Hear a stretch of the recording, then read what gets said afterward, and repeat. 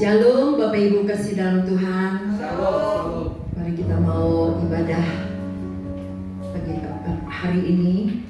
Kita mau bersyukur atas anugerahnya dalam kehidupan kita. Kalau kita boleh ada sebagaimana kita ada, itu semua karena anugerah Tuhan. Mari kita angkat pujian besar anugerah-Mu Bapa.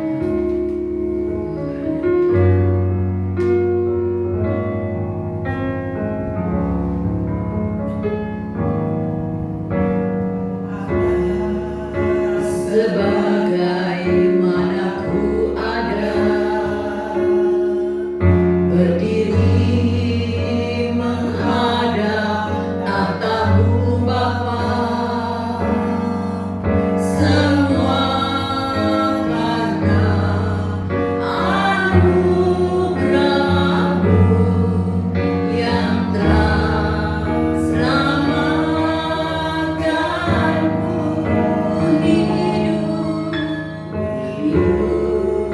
Dalam segala kelimpahan, ku layak untuk melayani Tuhan. Semua karena anugerah-Mu tercurah bagiku.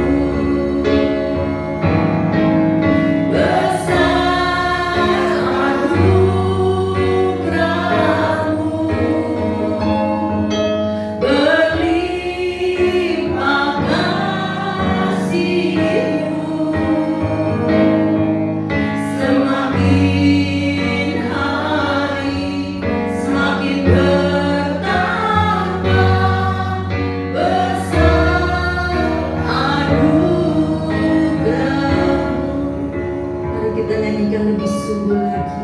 Ku ada sebagaimana ku ada. Ku ada sebagaimana ku ada.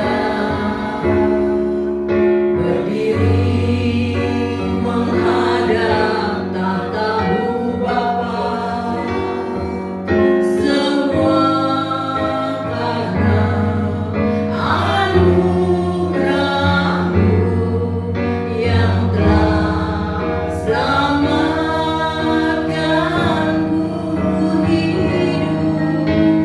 Hidup dalam segala kelimpahan, ku layak untuk melayani Tuhan. Semua karena anugerah-Mu tercurah bagiku. Besar anugerah-Mu, berlimpah kasih-Mu. Semakin hari semakin bertambah besar anugerah, besar anugerah-Mu, besar anugerah-Mu, berlimpah kasih-Mu. Semakin hari semakin bertambah besar anugerah-Mu. Semakin hari semakin bertambah besar anugerah-Mu. Besar anugerah-Mu Bapa, besar kasih-Mu. Syukur bagi-Mu, terima kasih seluruh.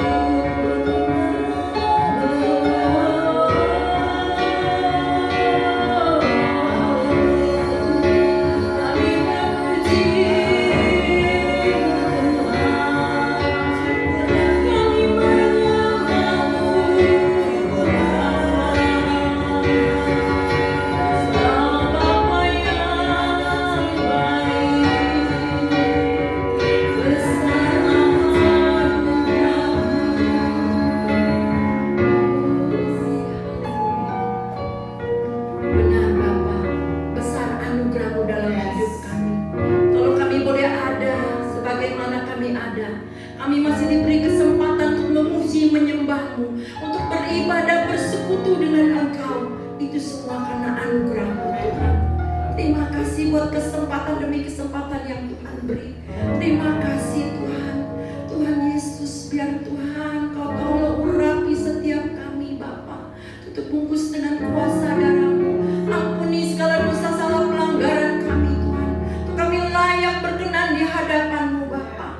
Kami rindu setiap pujian penyembahan kami boleh berbumbung tinggi menjadi dupa yang harum di hadapan-Mu. Engkau disenangkan oleh puji-pujian kami. Bahkan kami terlalu yakin dan percaya Engkau yang bertahta di atas pujian kami. Inilah kami Tuhan. Kami rindu terus memuji menyembah-Mu Bapa. Karena Engkau Allah yang baik. Engkau besar Tuhan. Oh, terima kasih Bapa buat kasih setia-Mu dalam hidup kami. Terima kasih Yesus. Kami serahkan ibadah ini dari awal pertengahan hingga akhirnya.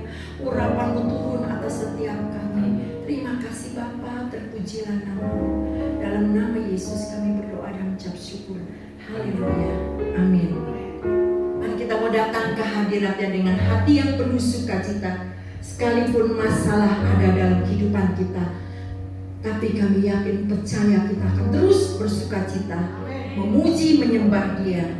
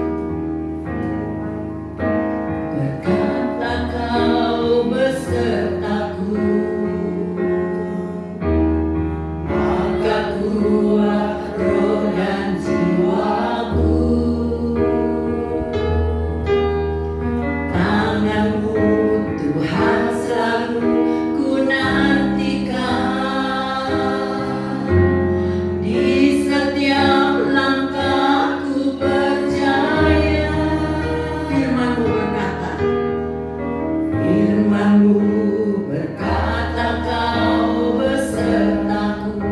Amin.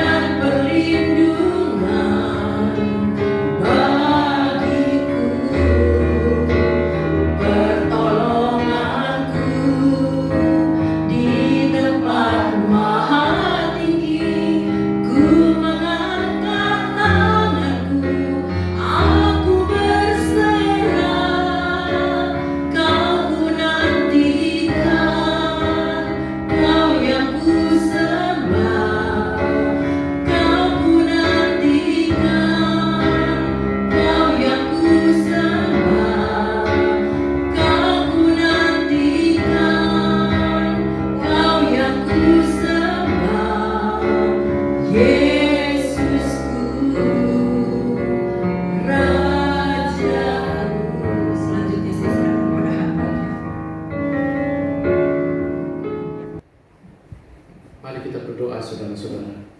Bapa Surgawi, kami mengucap syukur dan terima kasih kalau hari ini kami boleh kembali beribadah kepadamu, kami boleh bersukacita, kami boleh memanjatkan pujian penyembahan kami kepadamu. Walaupun kami tidak bertatap muka, walaupun kami tidak bertemu, tapi kami percaya kasih Tuhan, kuasa Tuhan, kebesaran Tuhan selalu ada bersama kami. Dan kami percaya ibadah kami pun ibadah yang secara online ini itu menyukakan hati Tuhan. Karena kami tahu Allah yang kami sembah adalah Allah yang tidak pernah terbatas oleh ruang dan waktu. Allah yang kami sembah adalah Allah yang selalu menantikan anak-anaknya datang kepadamu, beribadah kepadamu, menyembah kepadamu. Karena itu hari ini Bapa, kami datang kepadamu, kami pun ingin mendengarkan kebenaran firman Tuhan. Kami pun ingin mendengarkan nasihat Tuhan. Berfirmanlah buat kami, ajar kami sesuatu supaya kami bisa lebih mengerti, ajar kami sesuatu supaya hidup kami boleh dituntun oleh kebenaran firman-Mu. Berkati kami dan urapi hamba-Mu ini. Dalam nama Yesus kami berdoa. Amin. Shalom saudara-saudara. Apa kabarnya? Kita nggak ketemu muka ya, tapi saya percaya sekalipun kita nggak ketemu muka, kita nggak bertatap muka, tetap selalu ada sukacita di dalam Tuhan. Belakangan ini dunia ini lagi dihebohkan, lagi disibukkan, lagi kewalahan dengan apa yang namanya virus corona. Pasti saudara-saudara semua tahu. Kita nggak bisa bertatap muka seperti sekarang ini. Itu pun penyebabnya karena virus corona. Kita lihat di dunia ini banyak orang bertanya-tanya. Bukan cuma bertanya, banyak orang yang keluarin pendapat, bicara itu, bicara ini. Ini virus corona, aduh, ini gara-gara orang Wuhan sini, orang China itu makannya sembarangan. Apapun dimakan, akhirnya ya begitulah, timbul penyakit. Ada yang bilang juga, bukan itu. Itu karena senjata kimia yang bocor. Ada, jadi menyebabkan virus ini ada. Ada juga yang bilang, itu karena Amerika yang buat masalah. Amerika yang sebarin virus, dia ingin menjatuhkan negara China. Jadi banyak saudara, banyak alasan, banyak hal. Enggak tertutup juga dengan anak-anak Tuhan. Anak-anak Tuhan sering bertanya, sering bilang, bahkan sering bilang ini kerjaan setan nih, ini kerjaan si iblis nih. Ini iblis yang buat lagi mau hancurin anak-anak Tuhan, lagi mau hancurin gereja Tuhan. Saya berpikir loh saudara, apakah benar ini semua? Tapi ada satu hal yang ada dalam benak saya saudara. Saya cuma berpikir begini. Ini virus corona ini kenapa bisa terjadi dalam dunia ini? Saya percaya segala hal yang terjadi dalam dunia ini itu pasti dengan seizin Tuhan. Pasti dengan seizin Tuhan. Nggak mungkin terjadi sesuatu dalam dunia ini Tuhan nggak tahu, Tuhan nggak izinkan, nggak mungkin. Ini loh yang jadi pertanyaan saya, ini loh yang jadi pikiran saya. Yang jadi pikiran saya, kenapa Tuhan izinkan ini terjadi? Bukan cuma di Jakarta loh, bukan cuma di China loh, di Eropa, di Amerika, di Australia, dimanapun semua ada. Kenapa Tuhan izinkan? Pasti Tuhan punya sesuatu, pasti Tuhan punya maksud atas semua ini. Karena itu hari ini kita belajar sedikit tentang kebenaran firman Tuhan. Kita buka dari Tawarik, 2 Tawarik 7 ayat 12 sampai 14. 2 Tawarik 7 ayat 12 sampai 14. Saya akan bacakan ya saudara-saudara ya.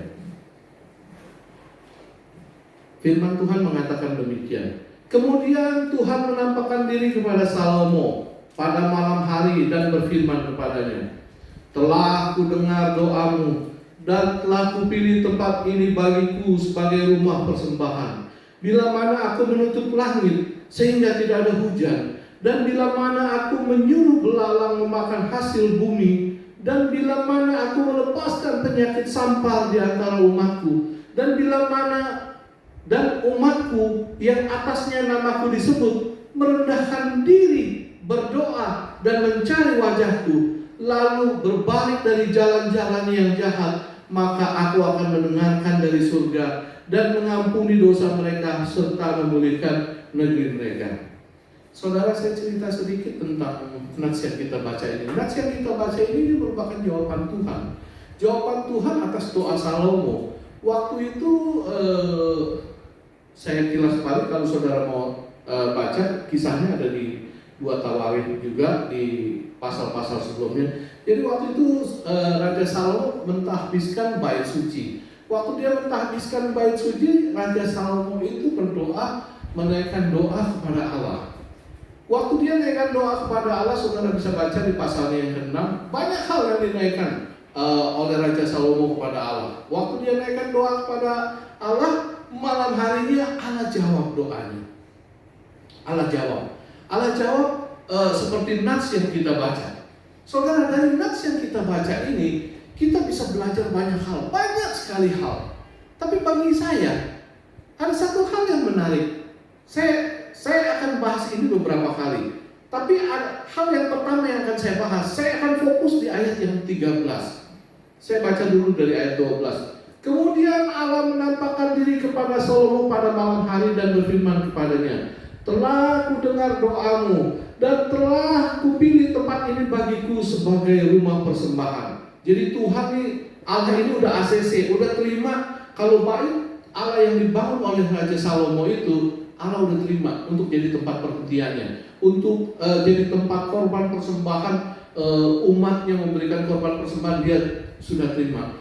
Lalu Allah katakan seperti ini, bila mana aku menutup langit sehingga tidak ada hujan, dan bila mana aku menyuruh belalang memakan habis hasil bumi, dan bila mana aku melepaskan penyakit sampar di antara umatku. Tuhan katakan bila mana aku menutup langit, bila mana aku menyuruh belalang, bila mana aku melepaskan penyakit sampar. Ini sesuatu hal yang menarik banget loh saudara. Ini bukan hal yang main-main loh.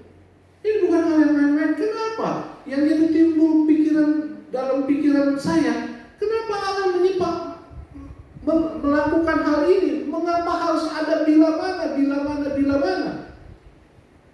Bila mana yang kita baca, bila mana Allah menutup langit, bila mana Allah menyuruh belalang, bila mana Allah melepaskan penyakit sampar. Ini bila mana semua ini adalah sesuatu yang menyakitkan anak-anaknya, sesuatu yang mengecewakan, sesuatu yang membuat susah anak-anaknya. Benar nggak? Dan Allah nggak mungkin mengeluarkan atau melakukan bila mana ini kalau nggak ada sesuatu. Ini loh, ini yang jadi pertanyaan saya, dan ini yang harus kita ingat antara saudara dan saya. Kenapa Allah sampai melakukan bila mana itu? Karena itu khotbah saya hari ini, saya katakan temanya adalah bila mana. Bila mana apa? Bila mana seperti yang Allah katakan. Saudara, kalau saya tanya mungkin, sekalipun saudara nggak di hadapan saya yakin saudara mau terima bila mananya dari Allah?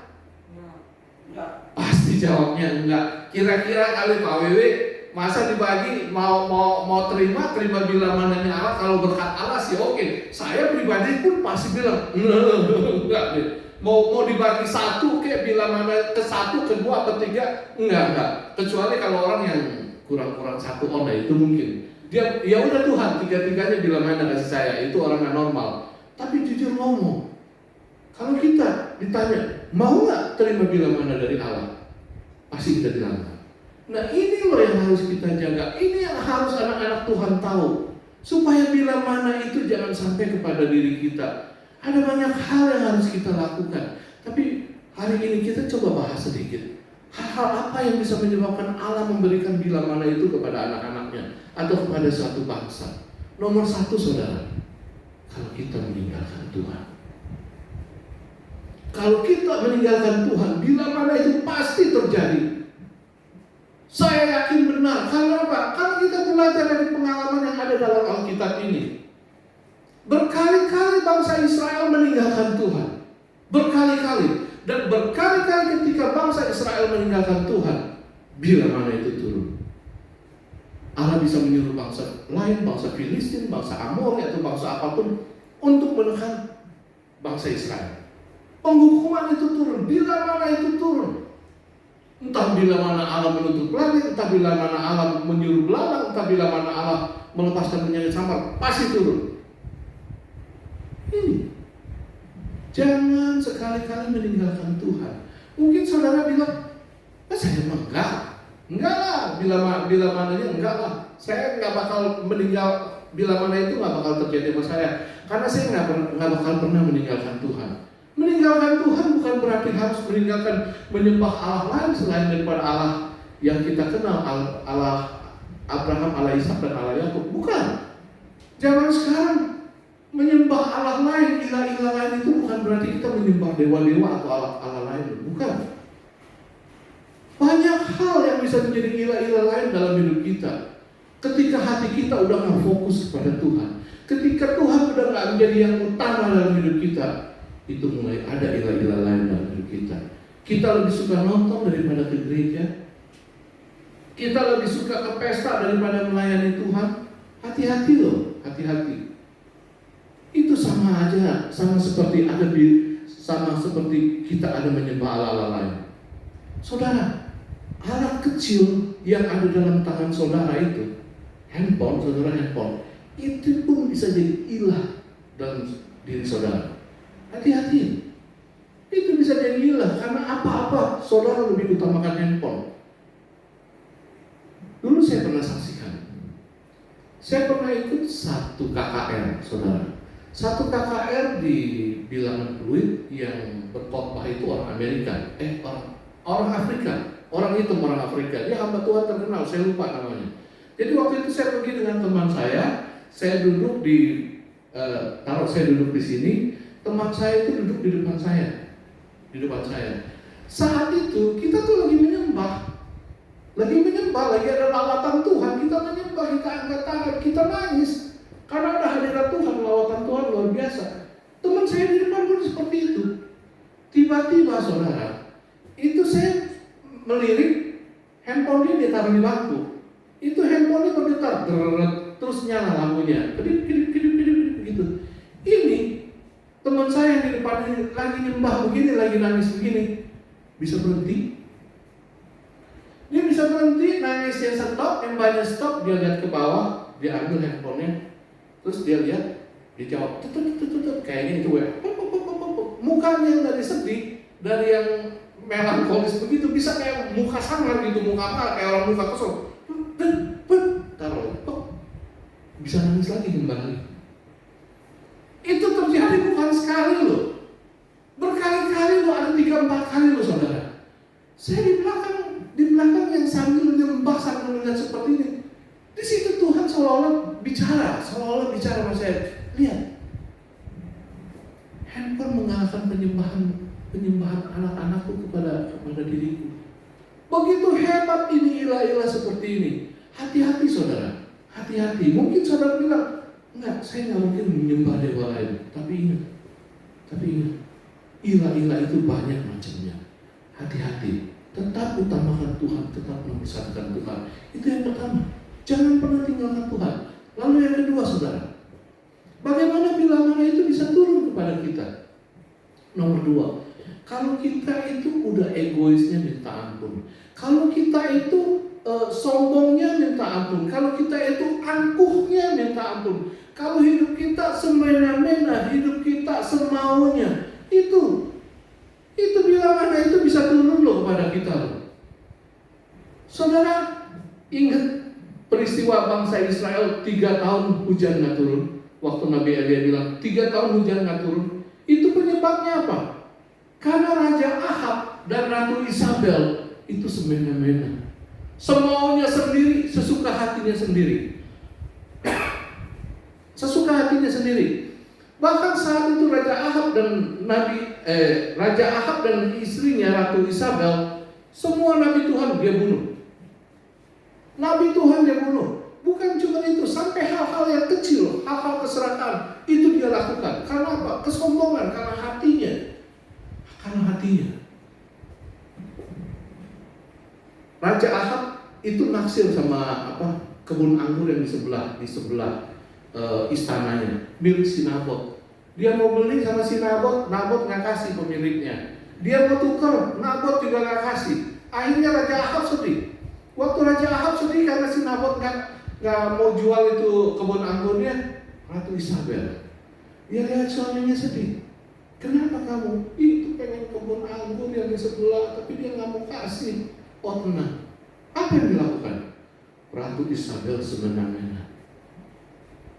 Dia langsung tulis surat sama dia punya orang bawahan-bawahannya, pemerintahannya, adakan puasa, umumkan rapat, lalu bikin pertemuan di pintu gerbang, cari 2 saksi dursila untuk menuduh si Nabot. Akhirnya apa?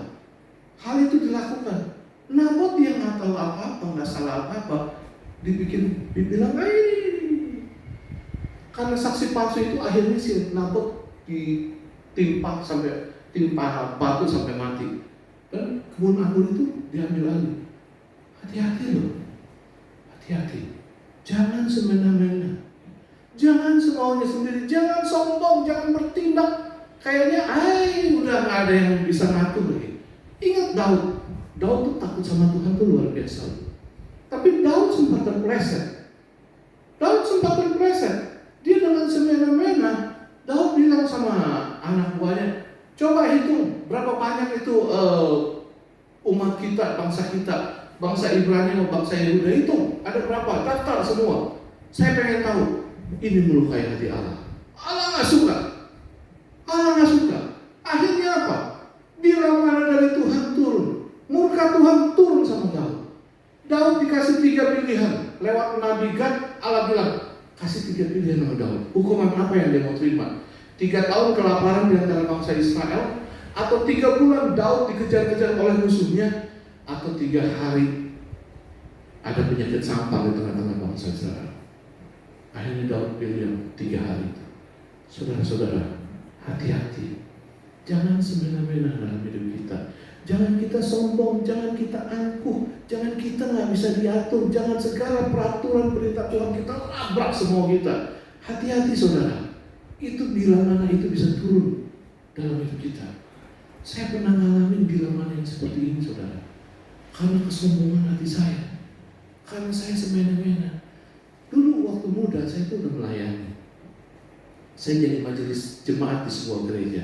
Sekali waktu saya clash sama hamba Tuhan atau pendetanya. Saya clash, saya selisih pendapat, saya ribut. Bukan saya yang salah, saya yakin benar bukan saya yang salah. Dan majelis lain udah tahu bukan saya yang salah. Hamba Tuhan itu yang salah.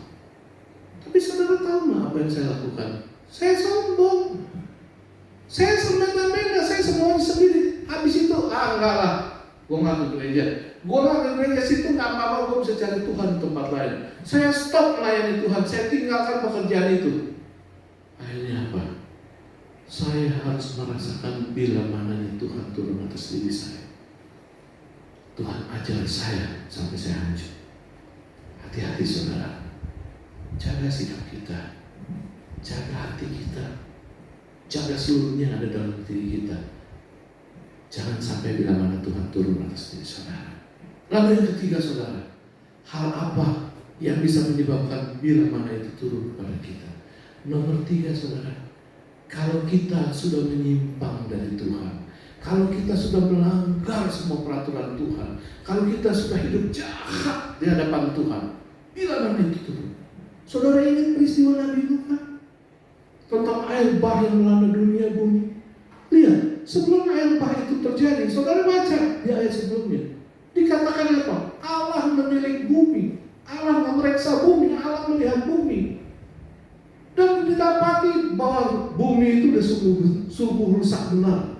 Manusia yang ada di dalamnya itu sudah rusak benar. Segala yang ada dalam hatinya, dalam pikirannya, semuanya jahat. Karena itu Allah habiskan. Hati-hati dengan hati. Hati-hati saudara. Lalu segala peraturan dilanggar. Jangan hidup menyimpang. Yang saya maksudkan menyimpang bukan cuma menyimpang dalam hal firman Tuhan, tapi menyimpang dari kodrat yang ada, dari aturan main yang Tuhan sudah tetapkan. Berapa banyak anak-anak Tuhan yang hidup tak semestinya. Ingat peristiwa Sodom dan Gomora? Kehidupan mereka semua di situ menyimpang. Kehidupan mereka menyimpang. Laki-laki suka laki-laki, perempuan suka perempuan. Ini menjijikan di mata Tuhan. Akhirnya apa? Tuhan berikan itu. Tuhan bumi hanguskan itu Sodom dan Gomora. Peristiwa Sodom dan Gomora pernah terjadi di salah satu kota namanya kota Pompei. Persis mirip. persis mirip. Karena apa? Karena kota Pompei yang sempat hilang ini, itu pun kehidupannya sama seperti Sodom dan Gomora. Saudara, kalau virus corona melanda pada saat ini, itu mungkin salah satu dari bila mana Tuhan. Kalau tadi saya tanya, kenapa Tuhan izinkan itu terjadi? Mungkin kehidupan manusia sudah terlalu angkuh, terlalu sombong, terlalu semena-mena, berasa dia tak perlu dengan Tuhan. Manusia sudah begitu jauh meninggalkan Tuhan. Manusia yang hidup menyimpang dari Tuhan, udah penuh dengan kejahatan. Karena itu saudara, pelihara hati ini, pelihara diri kita. Jangan sampai bila mana itu turun kepada kita. Ada amin saudara? Amin. Tuhan memberkati. Kita berdoa saudara. Kami mengucap syukur dan terima kasih buat hari ini Bapak. Kami boleh mendengarkan sedikit dari kebenaran firman Tuhan. Kami belajar dari bila mana yang Allah turunkan. Kalau hidup kami tidak baik, kalau hidup kami tidak benar, Allah katakan dalam doa Salomo, bila mana aku menutup langit sehingga tidak ada hujan, bila mana aku memerintahkan belalang pelahap untuk memakan semua hasil bumi, bila mana aku memberikan menaruh penyakit sampar kepada seluruh umatku, semua itu adalah bentuk hukuman, semua itu adalah bentuk sanksi yang Tuhan berikan atas segala kesalahan anak-anaknya. Karena itu Bapa, kami belajar di pagi ini supaya bila mananya Tuhan jangan jatuh pada diri kami, bila mananya Tuhan jangan jatuh kepada semua anak-anak-Mu. Ingatkan dan meteraikan dalam hati kami supaya kami jangan meninggalkan Tuhan, supaya hidup kami jangan sombong, hidup kami jangan angkuh, jangan semaunya, jangan semena-mena, supaya hidup kami jangan menyimpang dan jangan memiliki hati yang jahat, pikiran yang jahat. Bapa, biar Allah Roh Kudus tolong sepanjang hidup kami, biar Allah Roh Kudus menolong di sisa-sisa hidup kami, supaya hidup kami tidak mengecewakan Tuhan, dan kasih Tuhan, kebaikan Tuhan itu yang akan melimpah di dalam diri kami. Terima kasih Bapa, dalam nama Yesus kami berdoa. Amin. Ya Bapak Ibu, setelah kita mendengarkan kebenaran firman Tuhan, mari kita mau masuk ke doa syafaat. Sebelumnya kita akan angkat pujian doa Yabes.